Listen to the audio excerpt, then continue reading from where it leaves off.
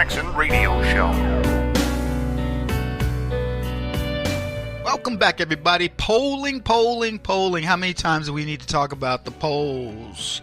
Yep. Listening to the Kevin Jackson Show. KJRadio.com. You can find us 24/7. Latest poll. Donald Trump doing well. Donald Trump's been doing well in polling for quite some time. You guys want to know when? Since November of 2016. He's been doing well in the polls. Now, it hasn't reflected that in what the left will tell you. But trust me when I tell you, Donald Trump's been polling well. And the polls are a tool. And look, we've talked about this, but I promise you, I'm not just going to bore you with the details of this because there's a lot you know. Kevin, I don't trust the polls. I get it. But then you see a poll and you look at it and you're like, oh, there's a poll. New poll's out. It's a curiosity, right? We know it's weighted against Donald Trump. There's a new poll that's going to do such as a... Yeah, whatever. But then we get a new poll that shows progress. Rasmussen came out with one. And I said, this is this latest poll showcases the BS of polling, the fake news narrative across the pond. What am I trying to say here? It's just fake news. The press looks at this new poll, Rasmussen poll, for President Trump, favorable to President Trump. They say this is a reason to celebrate. Well, they don't tell us that. They just go, hey, Trump's polling better. Now, let me tell you what's happening. The press is finally going, we can't downplay this the way we might normally do it. Yeah, but they're not fooling this black man. See, this poll is really meant to demoralize you in a strange sort of way. I know you're going, Kevin, what are you talking about? President Donald Trump's approval rating jumped to a 7-month high on Friday, following a State of the Union address that was widely received as a success. I gave you guys a numbers from the State of the Union. 97% Republican support, 43% Democrat support. Whew, scary number for the Democrats. 72% independent support.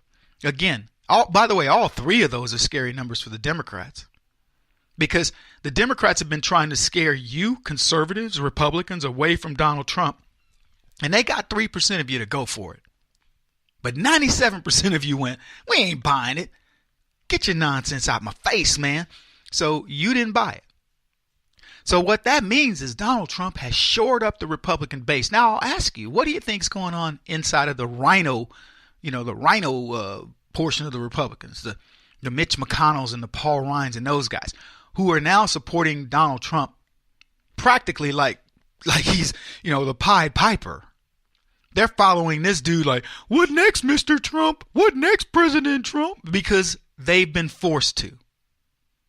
Do you think in the latest revelations with what happened with FISA and all the things that where they attacked Donald Trump, do you think for 1 second the Republicans are going, no, we better be wishy-washy on Donald Trump?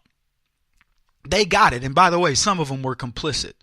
The John McCains and the Lindsey Grahams and a few others, even the Paul Ryans, the leadership, the Mitch McConnells, they didn't want Trump. But now suddenly, Trump's not that bad. So I want you to think about that. That's shoring up the Republican base. Then the shocking number of people, by the way, 100% of Democrats hate Donald Trump. They hate him. Millions.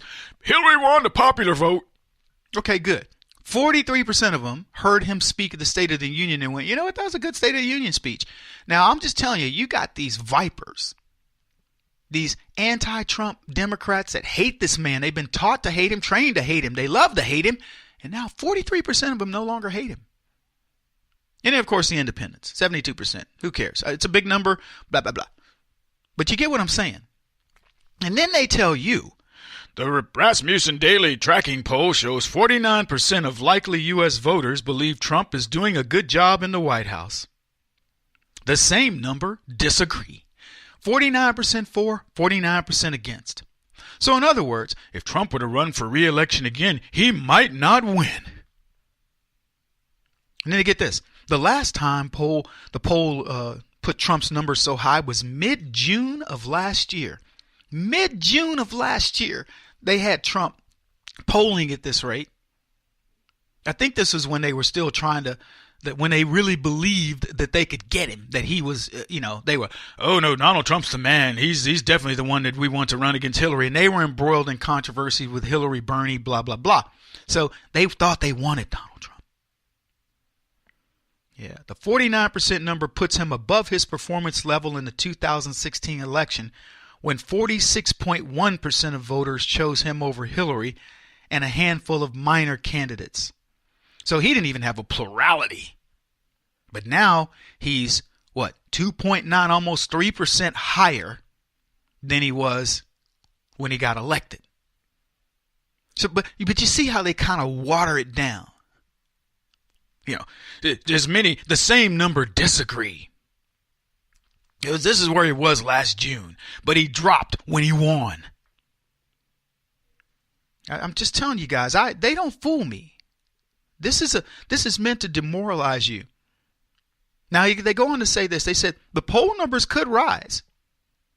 It's possible that Monday's overall approval will climb even higher than the 49% because it's a rolling 3-day poll. They say, and then they give you all the averages of when it's published and all this other stuff. But let me tell you something. You would have to be a fool to believe that Donald Trump doesn't have a plurality at this point. You'd have to be crazy. He's got well over 50%. Well over.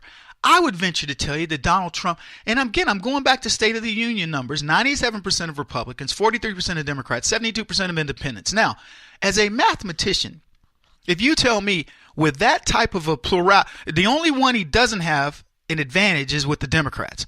But with the Republicans, he's almost 100%, and in independents, he's almost 3/4. And then he's got almost half the Democrats, and they want you to believe he's polling at 49. That's a mathematical impossibility. The only way that's possible is if the Democrat numbers were so skewed. In other words, to use real numbers, if you got 500,000 Republicans, 500,000 independents, and 1 million Democrats, 2 million Democrats, then only 43% of those Democrats, less than 1 million, would be for Trump, and a bunch of them wouldn't be, and then the other numbers might work out in your favor. So you'd have to have double the number of Democrats as you have Republicans and independents for the numbers to come anywhere close to 49%, which goes back to what polling usually does. Polling usually is. It's weighted to Democrats. Now, Kevin Rasmussen, no offense to Rasmussen or Zogby or all of them, they're all a bunch of junk. They're a bunch of guys making a crap load of money, because you can influence a poll just by the way you frame a question. These are guys, man, look, it's a racket. I mean, it's a total racket. I would love to be involved in it. It's a total racket. Anyway, another overlooked poll by the media came from Matt Rasmussen, and in that poll, voters were asked whether Trump would keep his promises he made in his address, and a majority said he was more likely to do so than other presidents. Now, see, that's a telling thing, a telling statement. People believe that Donald Trump's going to do what he says. And that, the believability of Donald Trump, I'm just going to ask you, has it gone up or has it gone down? There are many people, they said Trump was a liar. When Trump made the tweet where he said, the White House has been spying on me at Trump Tower, and people, hey, look at him, he's crazy over there, he's a liar. Here's what Time magazine posted about this so-called Russian collusion. Here's what they said. When President Trump sat down with the New York Times for an interview recently, he said something untrue about every 75 seconds. That's not just usual political boasting and grandstanding. Those were actual, verifiable claims which professional fact checkers investigated and found to be untrue. For example, Trump said in an interview that virtually every Democrat has said that the Trump campaign did not collude with Russians during 2016, while there was, quote, tremendous collusion between Democrats and Russians. And they show his tweet. All right. Then they said, that's not just false, but breathtakingly false, as one fact checker put it. Democrats have not exonerated Trump, though some have been circumspect about what we know and what we don't know about Russian meddling. And there's little evidence that Democrats were colluding with Russia. That's what they said. In fact, the CIA, FBI, NSA found in January of 2017 that Russia aimed to discredit Hillary Clinton and help Trump's chances in the election, so the claim doesn't make much sense. That's what Time said. Now, I'll ask you, you still think Time believes that Trump was lying when he said this, or that it's a conspiracy theory? Because let me tell you, most of Americans at this point know exactly what we're dealing with. If you were to analyze what Time called a lie every 75 seconds by Trump, you're going to find out who the real liar is. To the president's credit, he's managed to make the fake news moniker stick, and that's exactly what we're dealing with. Trump is polling well above 49%, and there's no way you can convince me otherwise. Kevin Jackson on the Black Sphere Radio Network. Do you owe back taxes to the IRS or state? The secret to avoiding the IRS nightmare is to seek professional representation. My friends at Security Tax Associates provide the most cost-effective and ethical representation in the industry while helping to avoid seizures, levies, and wage garnishments. Security Tax Associates is here to ensure that the appropriate steps are taken to permanently eliminate any possibility of future tax burdens once and for all. For a free, no-obligation consultation, contact Security Tax Associates, 844-779-4177. That's 844-779-4177. 844-779-4177. Or visit them at securitytaxassociates.com.